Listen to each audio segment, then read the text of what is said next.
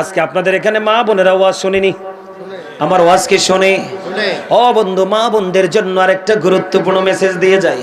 মা বোনেরাও রাসূলকে কেমন করে ভালোবাসছেন বন্ধু। আমার নবী মদিনায় থাকা অবস্থায় 27টি যুদ্ধ করেছেন। এর মধ্যে বন্ধু সবচেয়ে বড় যুদ্ধ হলো উহুদের যুদ্ধ। কথা বলে না কেন? সবচেয়ে বড় যুদ্ধ হলো বন্ধু উহুদের যুদ্ধ।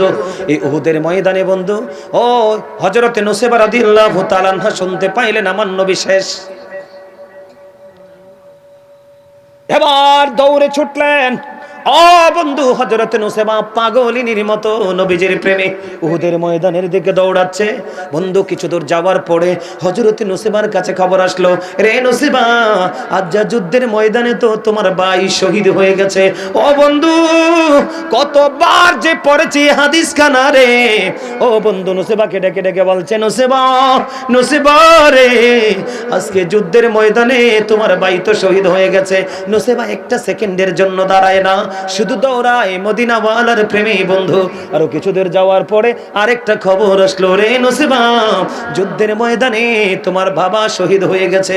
বন্ধু নুসাইবা একটা সেকেন্ডের জন্য দাঁড়ায় না রে। ও বন্ধু দৌড়ায় শুধু মদিনাওয়ালার প্রেমে। আরো কিছু দূর যাওয়ার পরে নুসাইবার কাছে খবর আসলো, রে নুসাইবা, যুদ্ধের ময়দানে তোমার স্বামীও শহীদ হয়ে গেছে। বন্ধু একটার পর একটা নারীর জীবনে তিনটা পুরুষ সবচেয়ে গুরুত্বপূর্ণ। একটা হলো তার বাবা, একটা হলো তার ভাই, আরেকটা হলো তার স্বামী, আরেকটা হলো তার সন্তান। একটা নারীর জীবনে চারটা পুরুষ থেকে গুরুত্বপূর্ণ তিনটাকে হারিয়ে ফেলেছে। একটা নারীর জীবনে স্বামী না থাকলে বন্ধু তার কিছু থাকে না। কথা বলেন না কেন? একটা নারীর জীবনে স্বামী যদি না থাকে রে, সমাজের মধ্যে নিকৃষ্ট প্রাণীর চেয়েও নিকৃষ্ট মনে করে মানুষ ওই বিবিটাকে। ঠিক এই নারীটা হযরতে নুসাইবা কেমন মদিনাওয়ালার প্রেমিক ছিল। ভাই চলে গেছে খবর পেল, বাবা চলে গেছে খবর পেল, স্বামী চলে গেছে খবর পেল রে। একটা সেকেন্ডের জন্য বন্ধ দাঁড়ালো না, দৌড়ে দৌড়ে চলে গেল। এবার যাওয়ার পরে পেয়ে গেলেন প্রাণের রাসূলকে। এবার প্রাণের রাসূল একটা ডাক দিয়ে বললেন, রে নুসাইবা, আজকে তোমার কত বড় ক্ষতি হলো রে। ও বন্ধু নুসাইবা একটা ডাক দিয়ে বললেন, ইয়া রাসূলুল্লাহ, ইয়া হাবিবাল্লাহ, নবী গো, আমার ভাই, আমার বাবা, আমার স্বামী দুনিয়া ছেড়ে চলে গেছে, আমার দুঃখ নাই গো, আমি আপনাকে পেয়েছি তো সব পেয়ে গেছি। আল্লাহু আকবার। কে বুঝলেন? কি বুঝতে পারলেন বলেন? আমাদের সেই তুলনা আমাদের কলিজায় প্রেম আছে? আরে আপনাদের মিয়া আল্লাহ রাব্বুল আলামিন নারীদেরকে বলছে, তোমরা ওই জাহিলি যুগের নারীদের মতো ঘর থেকে বের হইয়া তোমরা কি করো না, অন্য বেগানা পুরুষকে তোমরা তোমাদের রূপ দেখাইও না। কি করো না? তার মানে তোমরা বেপরদায় চলিও না। ঠিক কিনা বলেন? আর যদি বের হতে হয় ঘর নিয়ে বের হও, তার মানে বোরকা পরে বের হও। আমাদের মা বোনেরা এখন এমন বোরকা পরে, আমরা পিছন দিয়ে কোনো পুরুষ তাকাইলে বুঝবে তার বডিতে কয় মন গোস্ত আছে। কথা বলেন না কেন? আপনার অঙ্গটাকে কিন্তু এটা গোপন রাখার কথা, পোশাকটায়, কিন্তু আপনি এমন ফিটিং বোরকা পরছেন মনে হয় আপনি জামা পরেছেন। নাউজুবিল্লাহ বলেন আরো জোরে। নারীরা পর্দা করবে বন্ধু, কেমন ভাবে পর্দা? মাথা থেকে পা পর্যন্ত তারা ঢেকে রাখতে হবে। বিশেষ কারণে মুখমণ্ডল, কি বিশেষ কোনো কারণে মুখমণ্ডল, হাতের তালু, পায়ের তালু দেখাতে পড়বে, অন্যথায় পুরো পা থেকে মাথা পর্যন্ত পুরো ঢেকে রাখা ফরজ। কারণ নারীরা হলো গোপন। ও বন্ধু, তারা ফুলদানির ফুলের মতো। নারীরা যখন পর্দা ছেড়ে বেপর্দায় যখন বের হয়ে আসে, আমার রাসূল বলল, তাদেরকে দেখে শয়তান উকি ঝুঁকি দেয়। আমার কথা কয় না কেন? নারীরা যখন পর্দা ছাড়ে, কথা বলেন না কেন? পর্দা ছেড়ে যখন তারা পায়ে কি লাগায়, পেন্সিল শো লাগায়। কে লাগায়? পায়ে পেন্সিল শো লাগায়, ঠোঁটে বন্ধু লিপস্টিক লাগায়, কপালে টেপ দেয়, পায়ের মধ্যে আলতা লাগায়া যখন বন্ধু কোনো শপিং কমপ্লেক্সে যায়, কোনো গণমানুষের ভিড়ে যায়, কোনো কোলাহল পরিবেশে যায়, তখন কিন্তু তাদেরকে দেখলে একটা বেগানা পুরুষের মধ্যে নোংরামি তৈরি হয়। কথা বলেন না কেন? তখনই ওই নারীটা কুমন্ত্রণায় পড়ে। মনে রাখতে হবে, শয়তান নারীকে রশি হিসাবে ব্যবহার করে। কি হিসাবে? রশি হিসাবে ব্যবহার করে। ও বন্ধু, কোন নারী যদি বেপরদায় যায়, দেখবেন 3টা 4টা 5টার মাও আরেক পুরুষের সাথে ভাগ্যে যায়। কথা কয় না কেন? এটার জন্য দায়ী হলো 2টা কারণ। একটা হলো এই মোবাইলটা। আমার কথা কয় না কেন? আজকে ছেলে মেয়েকে অসভ্য বানাইছে মোবাইল, ছেলে মেয়ের চোখগুলো নষ্ট করে দিয়েছে এই মোবাইল, আল্লাহ আল্লাহ রসুলের প্রেম থেকে দূরে নিয়েছে এই মোবাইল। ও বন্ধু, একটা ছেলে সুন্দর ছিল, অসুন্দর করেছে এই মোবাইল। পৃথিবীর বুকে যদি কোনো বিষাক্ত সাপ আপনাকে কামড় দেয়, সবল মারে, বিষ নামানোর মেডিসিন কিন্তু পৃথিবীর বুকে আছে। যুবক, এই সাপের বীজ যদি কারো অঙ্গে ঢোকে রে, কিয়ামত পর্যন্ত এই বিষ নামবে কিনা আমি জানি না। কথা বলেন না কেন? নারীদের পর্দা, নারীদের পর্দাটা কেমন? নারীদের জন্য পর্দা করা ফরজ। আমার দিকে তাকান, আপনারা তো গ্রামে থাকেন, গ্রামে অনেকে কিন্তু কলা পাতা দিয়ে বেড়া দেয়, কেউ কিন্তু তরজার বেড়া দেয়, কেউ কিন্তু আবার একবারে ফাইনালি বেড়া দেয়, কেউ আবার দোতলায় থাই লাগায়। ও বন্ধু, ওই বাড়িতে নতুন ভর হেঁটে হেঁটে আসছে, ওই আপনার গৃহবধূ হাউস ওয়াইফ যিনি, তিনি আপনার দোতলার থাই ফাঁক করে বন্ধু কি করেছেন? ওই পুরুষের দিকে তাকিয়েছেন। বন্ধু, এইভাবেও তাকানো যাবে না, এইভাবে তাকালেও আপনার পর্দা হবে না। কারণ হাদিস শরীফের মধ্যে এসেছে বন্ধু, মাইমুনা সহ রাসূলের দরবারে উপস্থিত ছিলেন উম্মে মাকতুমের পুত্র আব্দুল্লাহ, ঠিক কিনা বলেন? রাসূলের কদমে আসতেছে, ঠিক কিনা বলেন? অন্ধ উম্মে মাকতুমের পুত্র আব্দুল্লাহ রাসূলের দিকে আসতেছে। রাসূল বললেন, তোমরা এখান থেকে প্রস্থান করো, চলে যাও, চলে যাও। এখন ওই নারীরা বলতেছে, ইয়া রাসূলুল্লাহ, ইয়া হাবিবাল্লাহ, ওই উম্মে মাকতুমের পুত্র আব্দুল্লাহ তো অন্ধ। আমার রাসূল বললেন, উম্মে মাকতুমের পুত্র অন্ধ, কিন্তু তুমি তো অন্ধ না। তার মানে পুরুষ তোমাকে দেখে না, কিন্তু তুমিও পুরুষকে দেখতে পারবা না। আজকে আমি আপনাদেরকে বলে দেই, আমি আমার মা বোনদেরকে বলে যাই, বন্ধু, আমার রাসূল অনেকগুলো অপশন দিয়েছে। আমার রাসূল বলেছেন, দুনিয়ার বুকে কোনো পুরুষ, কোন নারী পথ চলার ক্ষেত্রে চোখ যদি এমনি নিম্নগামী করতে পারে, কি করতে পারে? আমার কথা বলেন না? আমার সামনে চোখগুলো নিচু করেন না, একটু দেখি না। চলার ক্ষেত্রে আমরা কি করব? নিচের দিকে তাকিয়ে আসব, কারণ ওই দিকে তাকাবো না, ওই দিকে তাকাবে না। যদিও চোখের কাজ দেখা, আমরা ওই এলোমেলো তাকাবো না। কেন তাকাবো না? রাসূল বলেছেন, তোমার জীবন থেকে মৃত্যু পর্যন্ত চলার পথে যদি তোমার চোখ দুইটুকু যদি নিম্নগামী করে হাঁটতে পারো, আমি নবী কথা দিলাম, তোমার জান্নাতের জামিনদার আমি নিজে হয়ে গেলাম। কারণ আপনার চোখ দুইটাই কিন্তু সবচেয়ে বড় নষ্ট। আমার কথা কয় না? কিও যার আজকে চোখ দুটোর সাহায্যে মাহফিল এসেছে, তারা হলো বন্ধু প্রেমময় মুমিন। আর যারা এই চোখ দুইটার সাহায্যে মাহফিল বাদ দিয়া এমনি করে বৈশা রয়েছে, এই চোখ দুইটা কিন্তু বড় অসভ্য। আমার কথা কন না কেন? এই জন্য বলি, চোখের বিচার হবে, হাতের বিচার হবে, ও বন্ধু, সব কিছুর বিচার হবে। জবান বন্ধ হয়ে যাবে, হাত হাতের সাক্ষী দিবে, মুখ মুখের সাক্ষী দিবে, কান কানের সাক্ষী দিবে। জোরে কন্যা ঠিক না ঠিক? ও বন্ধু, পর্দাশীল নারীদেরকে আরেকটা সাবধান করে যাই। আমার রাসূলকে দেবর সম্পর্কে প্রশ্ন করা হলো। কি সম্পর্কে?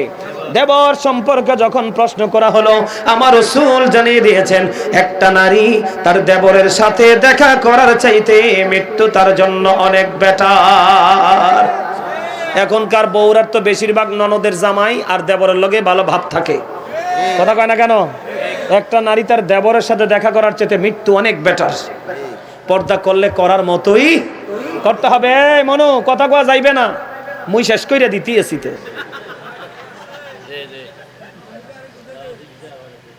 এই যে একটা হাসি দিছেন, এখন তো আরেকটা ওয়াজ মনে পড়ছে। এখনকার মানুষ বেশি বেশি হার্ট অ্যাটাকে মারা যায়। ওয়াজটা শেষ করতেছি এই 2 মিনিট। এখনকার মানুষ বেশি বেশি হার্ট অ্যাটাকে মারা যায় না? হার্ট অ্যাটাকে মারা যাওয়ার দুটো কারণ। আমি আমারটা বলছি, ডাক্তারেরটা বলবে। ডাক্তার কি বলবে জানি না, তবে আমি যেটা বলছি এটা পিওর নিখুঁত। দুটো কারণে। একটা মানুষ হলো, এখনকার মানুষ নিজে বড় ভাবতে বেশি পছন্দ করে। এই নিজেকে নিজে বড় ভাবার কারণে মানুষের চেহারা থেকে হাসি চলে যায়। কি চলে যায়? তার মধ্যে একটা গম্ভীর ভাব চলে আসে। একটা মানুষ যত হাসবে, মিশবে, মনে করবেন তার হার্টটা তত ফ্রি। একটা মানুষ যত বেশি গোমরাহি বা গম্ভীর হয়ে থাকবে, ভার হয়ে থাকবে, তার প্রেশারটা কিন্তু তার হার্টে আসে। তখন একটা সময় তার হার্ট তার প্রেশার নিতে পারে না, তখন স্পট ডেড হয়ে যায়। কি হয়ে যায়? স্পট ডেড হয়ে যায়। দুটো কারণ। একটা হলো মানুষ অনেক বেশি হাসি থেকে দূরে, আরেকটা হলো মানুষ জিকির থেকে দূরে। আপনি হাসবেন এবং জিকির করবেন, আপনার হার্ট থাকবে স্ট্রং, লাইফ হবে ভেরি স্ট্রং। কথা বলেন? যুবক, তোমাদেরকে বলে দিতে, বুঝতে পেরেছো? এবার আসেন বন্ধু, পর্দা নিয়ে যেহেতু কথা বলেছেন, রাসূল আমাদেরকে ইনস্ট্রাকশন দিয়েছেন। রাসূল বলেছেন, যার স্বামী কাছে নাই তুমি সুন্দর জামা পরিও না।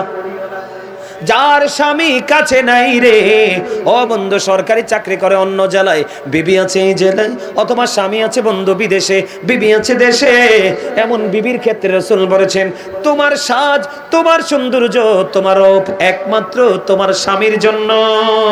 জোরে জোরে কন্যা সুবহানাল্লাহ। যেই নারী দেখবেন স্বামী বাড়ি নাই, বেশি বেশি ঠোঁটে লিপস্টিক দেয়, বেশি বেশি বন্ধু শাড়ি পরে অন্য মানুষের সামনে যায়, তাহলে বুঝবেন তার মতলব। কথা কয় না কেন? আমি আমার মা বোনদেরকে বলি গো, আমি পৃথিবীতে সবচেয়ে বেশি ভালোবাসি আমি মা এবং তার সম্প্রদায়, মায়ের জাতকে, নারীকে। আমি আপনাদেরকে নিয়ে কথা বলতে চাই না, কারণ কার কলিজায় আঘাত লাগে আমি জানি না। এই জন্য অত্যন্ত সম্মানের সাথে বলতে চাই, মা গো তোমার জীবনের সবকিছু হলো তোমার স্বামী, তোমার জান্নাতও কিন্তু নির্ভর করে তোমার স্বামীর উপরে। আমি আজকে পুরুষদেরকে বলি রে, কাল হাসরে যদি তোমার বিবি তোমার এগেইনস্টে যায়, তোমার জান্নাত তো কিন্তু সহজ নয়। কোন বিবির বিপক্ষে যদি স্বামী যায়, ওই বিবির জন্য কিন্তু হাসর সহজ হবে না। দুজন দুজনের সাথে মিট করে কবরে যাবেন। সবাই যেন সবার প্রতি পজিটিভ থাকতে পারে, ঠিক কিনা বলা? কি কোন স্বামী বাড়ি না থাকলে কি করা যাবে না? স্ত্রী সাজতে পারবে না। আল্লাহ রাসূল বলেছেন যার স্বামী বাড়ি নাই, ওই বাড়ির সীমানায় কোন পুরুষ যেও না। যেই পুরুষের সাথে ওই নারীর দেখা করা জায়েজ নেই। রাসূল বলেছেন তুমি শুধু তার স্বামী বাড়িতে নাই, ওই মহিলার বেডে, ধরেন এটা একটা বিছানা, কি এদিকে তাকান, এটা কি? আরো জোরে। আমাদের দেশে কিছু মোল্লাও আছে কিন্তু চোখ বালা না। শুধু যে সাধারণ মানুষ খারাপ এরকম না। তোমরা যারা আজকে প্যান্টটা পরেছো, জিন্স প্যান্ট, কথা বলবেন না। আবারও বলেছি, ডোন্ট স্মাইলিং এভরিবডি। দয়া করে কেউ হাসবেন না। যুবক আমি তোমাদেরকে বলি, তোমরা সিরিয়াসলি বিষয়টা নিবে। তোমাদের এখানে ম্যাক্সিমাম যুবকের পরনে জিন্স প্যান্ট আছে না নাই? আছে না নাই? যুবক রে, এই যে রাসূলের কথা অমান্য করা, এই যে আমরা কেমন করে অপরাধী হচ্ছে তোমাদেরকে বলে দিতে চাই। আল্লাহ কোরআনে বলেছেন, ইয়া বানি আদামা কদ আনজালনা আলাইকুম লিবাসান ইউয়ারি সাওআতিকুম ওয়ারিশান ওয়া লিবাসুত তাকওয়া যালিকা খায়র। হাফেজ সাহেব আসেনিও আছে। আল্লাহ রাব্বুল আলামিন বলে দিয়েছেন, আদম সন্তানকে আল্লাহ পোশাক দিয়েছে। আমি যে শুরুতে বলেছিলাম মনে আসেনি? আল্লাহ মানুষকে সুন্দর করে বানিয়েছে। সূরা 3, আল্লাহ মানুষকে মন মতো করে বানিয়েছে। সূরা ইনফিতর পারা হলো 30 নাম্বার। কথা বলেন না কেন? আল্লাহ মানুষকে সুন্দর করে বানাইছে। এই মানুষগুলোকে সুন্দর রাখার জন্য আল্লাহ পোশাক বরাদ্দ দিয়েছে। আমি আপনাদেরকে বলি, যেই পুরুষ এবং নারী বন্ধু উলঙ্গ থাকে, আপনি নারীর কাছে যেতে চাই না। পুরুষ মাঝে মাঝে ল্যাংটা ফকির দেখা যায় কিনা রাস্তায় রাস্তায়, এদেরকে কি দেখতে সুন্দর লাগেনি? না না না, ও বন্ধু আমাদেরকে যেমন সুন্দর লাগে তাদেরকে সুন্দর লাগে না। মানুষ এমনিতেই সুন্দর, আরো সুন্দর করে চালনা পোশাক দিয়ে।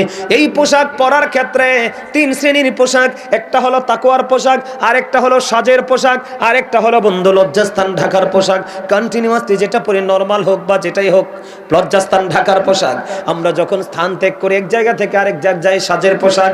এই দুইটার মধ্যে বন্ধু একটা পোশাক আছে যেটাকে বলা হয় লিবাসুত তাকওয়া যালিকা খায়র। আল্লাহর কাছে সবচেয়ে পছন্দের পোশাক হলো তাকওয়ার পোশাক। যুবক, এই তাকওয়ার পোশাক কোনটা তোমরা জানো না? আজকে আমি তোমাদেরকে বলে যাই, এই তাকওয়ার পোশাক পরা ঈমানদার পুরুষ প্রত্যেকটা পুরুষের জন্য ফরজ। কি? আল্লাহ যে পোশাকটা পছন্দ করে, এই পোশাকটা পরা প্রত্যেকটা ঈমানদার পুরুষের জন্য ফরজ, এবং এটা পুরুষের জন্য পরা ফরজ এবং পর্দা। এখন আসো যুবক বন্ধুরা, আমি তোমাদেরকে বলি, হুজুর এই পোশাকটা কেমন করে পরতে হবে? এদিকে তাকাও। এই দিক দিয়ে থাকবে, উপর দিয়ে থাকবে নাভি বরাবর অথবা নাভির উপরে, আর নিচের দিক দিয়ে থাকবে টাকনুর উপরে, হাঁটুর নিচে। ওই যে পায়ের দুই দিকে ছোট ছোট দুইটা গিট আছে কিনা, হাড্ডি আছে না, বাইর হয়ে রয়েছে না, এটা এই পর্যন্ত টাকনো, এটার উপরে থাকতে হবে। আমি শুরুতে এই জিন্স প্যান্টটার কথা কেন বললাম? কারণ হলো, ও বন্ধু, লুঙ্গি কিন্তু ছোট বড় করা যায়, ট্রাউজার কিন্তু ছোট বড় করা যায়। কথা বলেন না কেন? আমরা কিছু গ্যাবারিং কিছু প্যান্ট আছে, টান দিলে বলে টান দিলে লুজ হয়। ওই রকম কিছু পোশাক আছে যেইগুলোকে বড় ছোট করা যায়, কিন্তু জিন্স প্যান্টটা ঈমানদারের জন্য।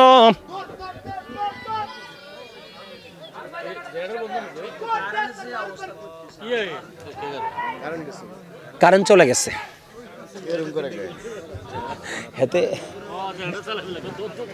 হ্যাঁ আমি বুঝতে পারছি। আসক আসক আসক।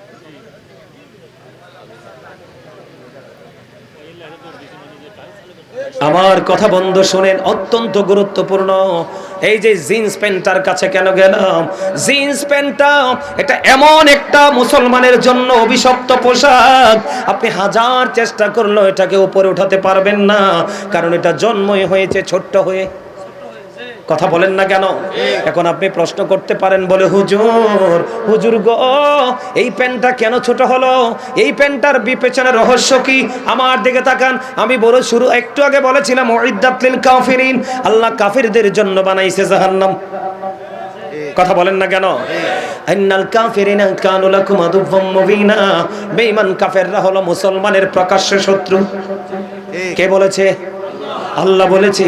তাহলে এবার আপনি আমার দিকে তাকায়া দেখেন, যে আল্লাহ বলেছে বেঈমান তোমাদের শত্রু, ও মুসলমান আমার ভাই আমার বাবা গো, তোমরা কেন বেঈমান স্টাইলে পোশাক পরো? কথা বলেন না কেন? প্রশ্ন আসে কি আসে না? তোমরা কোন বেঈমান স্টাইলে কেন পোশাক পরো? তাদের জন্য বানাইছে জাহান্নাম। আর আমাদেরকে মিন করে আল্লাহ বলেছেন উইদ্দাতের মুত্তাকিন, মুত্তাকিনদের জন্য বরাদ্দ করেছে আমার আল্লাহ জান্নাত। এই যুবকেরা মন দিয়ে শোনো, আমি তোমাদেরকে কি বোঝাতে চাই? তাহলে পোশাকটা এদিক দিয়া নাভি বরাবর, উপর দিয়া নিচে দিয়া টাকনোর উপরে, এই কন্ডিশনে পোশাক পরা পুরুষের জন্য ফরদা এবং ফরজ। এত গুরুত্বপূর্ণ আমল তুমি ছেড়ে দিলে তোমার অবস্থা কেমন হবে? বুখারী শরীফের মধ্যে এসেছে যুবক, আল্লাহ রাসূল বলেছেন, যারা অহংকার করে করে লুঙ্গি হোক, প্যান্ট হোক, পায়জামা হোক, ট্রাউজার হোক, যেই কোনো বয়সেরই হোক, মুরব্বি ইমানদার সে যদি টাকনোর নিচে ঝুলিয়ে ঝুলিয়ে পোশাক পরে, বুখারী শরীফের মধ্যে এসেছে তার ঠিকানা জাহান্নাম। ও যুবক, সবচেয়ে বড় ভয়ঙ্কর খবর হলো আল্লাহ রাব্বুল আলামিন 3 শ্রেণীর মানুষকে কাল হাসরের ময়দানে দয়া করবে না, মায়া করবে না, তাদেরকে ক্ষমা করবে না। বলে হুজুর এই 3 শ্রেণীর মানুষগুলো কারা? এর মধ্যে একটা হলো যারা বন্ধু ব্যবসা করতে গিয়ে মিথ্যা কথা বলে কাস্টমার ঠকিয়ে টাকা আদায় করে। এর মধ্যে আরেকটা হলো সমাজে মানুষ যখন বিপদে পড়ে তাকে কোনো না কোনো ভাবে সাহায্য করে, কিন্তু সুযোগ পাইলেই তাকে খোঁটা দিয়ে দেয়। এরপরে আরেকটা হলো বন্ধু, ও যুবক বন্ধুরা, এটা হলো মুসলমানের জন্য অভিশাপ। এরপরে 3 নাম্বারটা হলো যারা অহংকার করে করে টাকনুর নিচে ঝুলাইয়া পোশাক পরে। জোরে কন্যা নাউজুবিল্লাহ। তাহলে আপনি যে নাবির নিচে পড়লেন এবং টাকনুর নিচে পড়লেন, দুই দিক দিয়ে আল্লাহর অর্ডার মান্য করলেন, পর্দা ভঙ্গ করলেন, আপনার ঠিকানা কোথায়? যুবক তোমরা সবাই শোনো, এই দুনিয়ার বুকে যারা আল্লাহর হুকুম মেনে, আল্লাহর অর্ডার মেনে যারা পোশাক পরবে, মানুষের জীবনে নামাজের ক্ষেত্রে পোশাকের গুরুত্ব অপরিসীম। আমি আগে একটু পরে আসতেছি রে যুবক, আমার আল্লাহ জানিয়ে দিয়েছে, আমার রাসূল আমাদেরকে মেসেজ দিয়েছেন, ও যুবক দুনিয়ায় যদি তুমি আল্লাহর হুকুম মেনে পোশাক পরো, কাল হাসরে তোমাকে আল্লাহ রাব্বুল আলামিন যত রকমের জান্নাতে পোশাক আছে সবগুলো তোমার সামনে ধরবে। আল্লাহ বলবে তোমার যেটা মন চায় তুমি সেটা গ্রহণ করো। সুবহানাল্লাহ। আর এই দুনিয়াতে যারা আল্লাহর হুকুম অমান্য করে, তোমরা ইহুদি নাসারাদের কালচার নিজের মধ্যে তৈরি করে এই পোশাকগুলো পরবে, আল্লাহ রাসূল জানিয়ে দিয়েছে তাদের জন্য শুধু একটা পোশাকে বরাদ্দ থাকবে, সেটা হলো অভিশাপের পোশাক। নাউজুবিল্লাহ বলেন না কেন? জান্নাতীদের জন্য একের অধিক, আল্লাহ বলবে তোমার যেটা মন চায় সেটাই গ্রহণ করো, আর জাহান্নামীদের জন্য শুধু একটা। নাউজুবিল্লাহ বলেন, তাও এটা অভিশপ্ত। এবার আসেন এই বিষয়টাকে শেষ করে দিচ্ছি। আল্লাহ রাসূল একদিন মসজিদে, খেয়াল করেন, একজন ব্যক্তি এসে আমার দিকে তাকান, যুবক তোমরা বেশি শোনো, কারণ আমার কাছে লজ্জা লাগে, কারণ আমরা তো মুসলমান। তোমরা যখন নামাজে যাবে জিন্স প্যান্ট পরে, রুকুতে যখন যাবে, পিছনের কাতার থেকে আরেকজন তোমার লজ্জাস্থান দেখতে পাবে। আমার ঠিকটা বলতে পারলেন না? তুমি কি এমন পোশাক পরেছো যে পোশাক তোমার লজ্জাকে ঢাকতে পারলো না? ও বন্ধু, যে পোশাক পরার পরেও তার লজ্জাস্থান ফাঁকা থাকে, সেই পুরুষ তো উলঙ্গ পুরুষ। কথা বলেন না কেন? যেই পুরুষের পোশাক পরার পরেও তার গোপন অঙ্গ দেখা যায়, ওই পুরুষ তো ল্যাংটা পুরুষ। নাউজুবিল্লাহ বলেন। আর এখানে যেই পুরুষ গোপন অঙ্গ লজ্জাস্থান ফাঁকা করে পোশাক পরে, সেই পুরুষের কিন্তু লজ্জা নাই। কি লজ্জা আছে? যার লজ্জা নাই তার ঈমানও নাই। ও বন্ধু, তার নামাজ পড়বে ঠিকই, জাস্ট ফরমালিটি কাজে লাগবে না। আল্লাহ রাসূল মসজিদে অবস্থান করে, খেয়াল করেন, হঠাৎ করে একজন এসে নামাজের নিয়ত বেঁধে ফেললো। আল্লাহ রাসূল চাইয়া দেখলেন তার পোশাকটা টাকনুর নিচে। কোথায়? এবার রাসূল বললেন তুমি ওযু করে আসো। তিনি ওযু করতে গেলেন, ওযু করে এসে তিনি আবার নামাজের নিয়ত বাঁধলেন। আল্লাহর হাবিব বললেন তুমি ওযু করে আসো। তিনি আবার গেলেন ওযু করতে, ওযু করে এসে তিনি আবার তৃতীয়বার বন্ধ নামাজের নিয়ত বেঁধে ফেললেন। আমার রাসূল বললেন তুমি ওযু করে আসো। একবার নয়, দুইবার নয়, তিনবার তাকে রাসূল নামাজের নিয়ত বাঁধার পরে ওযুর জন্য পাঠিয়ে দিলেন। তারপরে রাসূলকে প্রশ্ন করা হলো, ইয়া রাসূলুল্লাহ, ইয়া হাবিবাল্লাহ, নবী গো, বারবার কেন তাকে বলছেন ওযু করার জন্য? এবার আমার রাসূল একটা ডাক দিয়ে বলল, সে যে পোশাক পরে আজকে নামাজ পড়তে এসেছে, এটা আল্লাহর হুকুমকে কি করেছে? ওভারটেক করেছে। কথা বলেন না কেন? আল্লাহর হুকুমকে অমান্য করেছে। সেই পোশাক পরে কিয়ামত পর্যন্ত নামাজ পড়তে পারবে, আল্লাহর দরবারে নামাজ কবুল হবে না। এই জন্য তোমরা নামাজ পড়ার পরেও হেদায়েত নাই, নামাজ ওয়াজ শোনার পরেও কলিজায় ঢোকে না। জোরে জোরে বলেন ঠিক না ঠিক? আরো জোরে। এই জিন্স প্যান্ট তোমাদেরকে নাপাক বানায়া দেয়। এখনকার ছেলেরা ম্যাক্সিমামে দাঁড়াইয়া প্রস্রাব করে। কথা বলেন না কেন? কারণ যে পোশাক পরেছে, এই পোশাকটা বন্ধু ছেলেদেরকে বসার ক্ষেত্রে প্রতিবন্ধকতা সৃষ্টি করে। ছেলেদের কষ্ট হয়, পোশাকটা ছোট, এই জন্য তারা দাঁড়াইয়া প্রস্রাব করে দেয়। রাতের আধারেও দেখি দাঁড়িয়ে প্রস্রাব করে দেয়। নাউজুবিল্লাহ বলেন। তাহলে এই পোশাক বর্জন করবেন তো? চেষ্টা করবেন তো? আমি কিন্তু কাউকে ওয়াদা করাচ্ছি না, কারণ আপনি কালকে ভেঙে ফেলবেন, মুনাফিক হয়ে যাবেন, আপনার উপরে ডাবল রিয়াকশন হবে। নাউজুবিল্লাহ বলেন। হ্যাঁ, আপনি প্যান্ট পরেন, সমস্যা কি?